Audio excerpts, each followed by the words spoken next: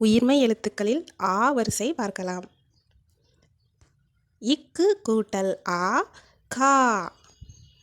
இங்கு கூட்டல் ஆ ஙா. இச்சு கூட்டல் ஆ சா. இஞ்சு கூட்டல் ஆ ஞா.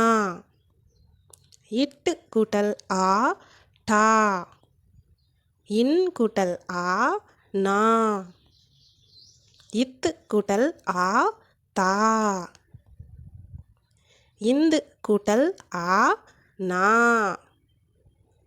இப்பு கூட்டல் ஆ பா. இம் கூட்டல் ஆ மா.